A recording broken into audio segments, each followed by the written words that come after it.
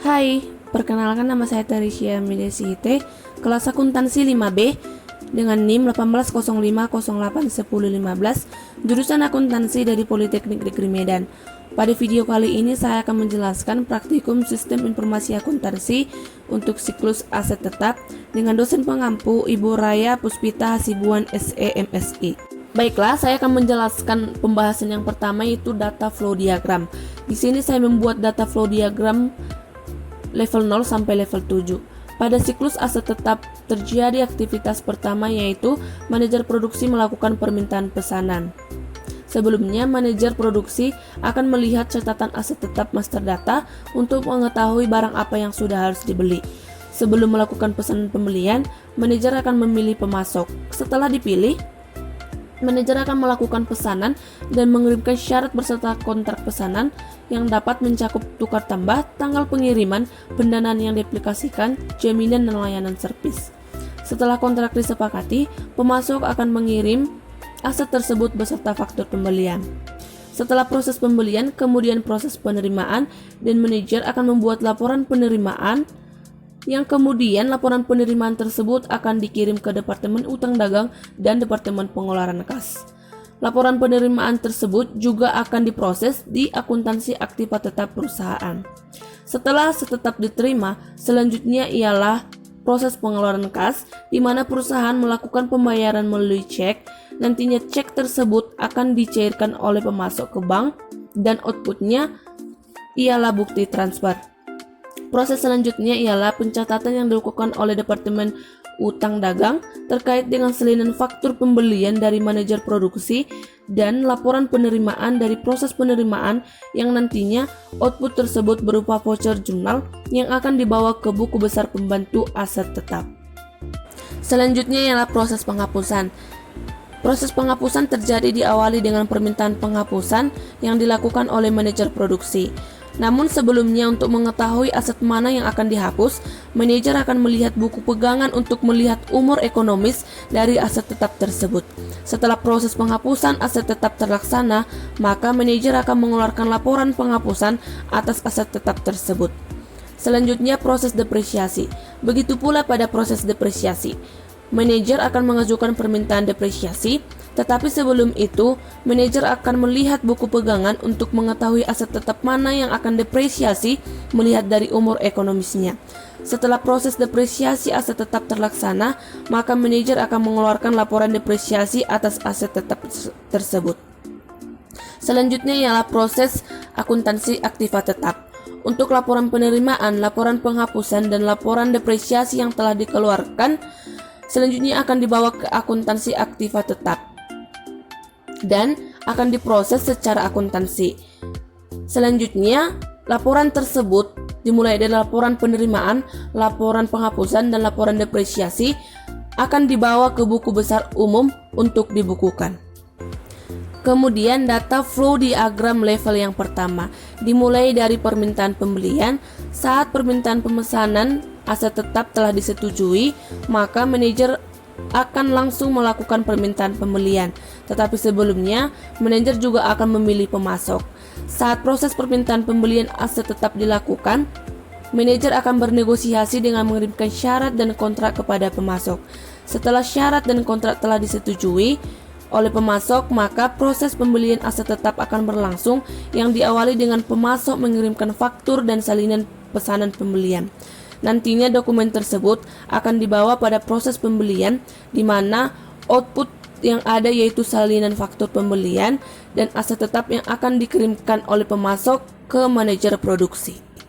Selanjutnya, data flow diagram level 2. Setelah proses penerimaan aset tetap dari pemasok, manajer akan melakukan proses penyiapan laporan penerimaan yang nantinya laporan penerimaan tersebut akan dibawa ke Departemen Utang Dagang dan Departemen Pengeluaran Kas.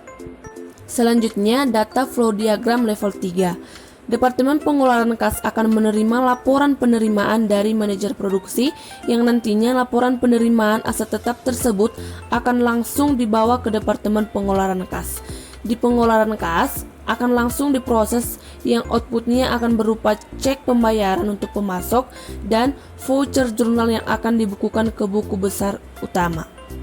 Selanjutnya ialah data flow diagram level 4. Salinan faktur pembelian dan laporan penerimaan yang telah diterima oleh Departemen Utang Dagang.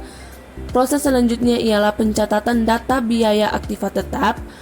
Kemudian proses selanjutnya ialah pencatatan oleh Departemen Utang Dagang yang outputnya akan dihasilkan voucher jurnal.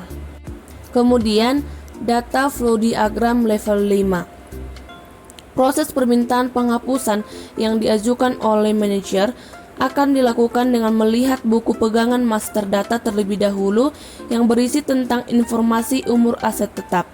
Dalam penghapusan, kebijakan perusahaan menentukan opsi untuk menukar tambah aset tetap dan menghibahkannya. Saat melakukan tukar tambah aset tetap, manajer akan melihat daftar perusahaan master data untuk menentukan perusahaan mana yang akan dipilih untuk diajak kerjasama. Saat aset tetap akan dihibahkan, manajer akan langsung menghibahkannya saja atau bisa juga ke perusahaan itu sendiri.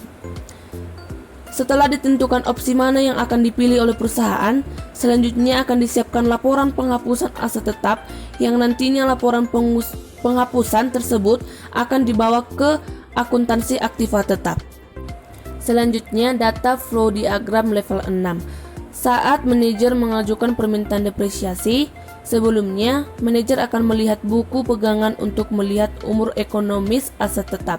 Kemudian proses selanjutnya ialah membuat formulir transaksi depresiasi, dan setelah itu permintaan tersebut akan dilakukan dan disiapkan laporan depresiasi di mana nanti laporan tersebut akan dibawa ke akuntansi aktiva tetap perusahaan.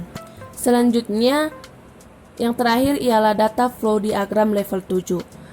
Laporan penerimaan, laporan penghapusan, dan laporan depresiasi diterima dan langsung diproses ke akuntansi aktiva tetap. Akuntansi aktiva tetap akan menghimpun laporan penerimaan, laporan penghapusan, dan laporan depresiasi yang nantinya laporan tersebut akan diproses dan dicatat secara akuntansi dan dibukukan ke buku besar pembantu aktiva tetap. Selanjutnya saya akan menjelaskan flowchart untuk siklus aset tetap. Dimulai dari manajer produksi melakukan negosiasi aset tetap dengan pemasok. Setelah disetujui, maka manajer produksi akan membuat salinan kontrak atau pesanan pembelian yang diteruskan ke pemasok. Setelah pemasok menerima pesanan pembelian, maka pemasok akan melakukan pemrosesan pesanan pembelian dan membuat salinan faktur pembelian aset tetap yang akan diberikan ke manajer produksi beserta aset tetap tersebut. Setelah manajer produksi menerima faktur pembelian dan membuat salinan laporan penerimaan, maka manajer produksi akan melakukan pengendalian faktur dan membuat 3 salinan faktur aset tetap serta membukukan ke catatan aset tetap perusahaan. Manajer produksi juga menyiapkan catatan pemakaian dan diupdate ke buku besar pembantu aset tetap. Manajer produksi yang menyiapkan catatan pemakaian akan membuat salinan laporan penghapusan dan salinan laporan depresiasi yang akan diteruskan ke buku besar pembantu aset tetap. Salinan faktur pembelian dan salinan laporan penerimaan juga diteruskan ke Departemen Utang Dagang dan Departemen Pengeluaran Kas. Setelah Departemen Utang Dagang menerima salinan faktur pembelian dan salinan laporan penerimaan, maka akan diupdate ke utang dagang perusahaan. Departemen Utang Dagang juga menerima struk bukti transfer yang diterima dari Departemen Pengeluaran Kas akan diupdate ke Jurnal Pengeluaran Kas.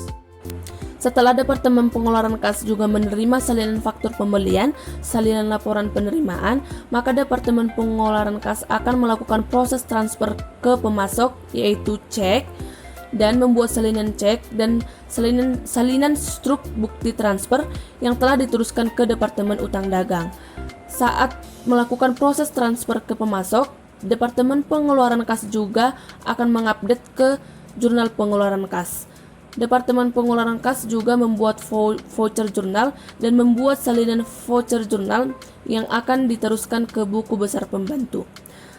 Setelah buku besar pembantu menerima voucher jurnal, laporan penerimaan, laporan penghapusan, dan laporan depresiasi, maka buku besar pembantu akan memperbaharui akun buku besar umum dan mengupdate ke buku besar umum. Di sini saya juga membuat analisis kelemahan pengendalian internal yang telah saya bahas. Teman-teman boleh membacanya. Dan terdapat juga saran perbaikan dari kelemahan sistem pengendalian internal tersebut. Baiklah teman-teman, sekian hasil video pembelajaran saya yang telah saya buat dan saya jelaskan. Semoga bermanfaat bagi kita semua. Terima kasih.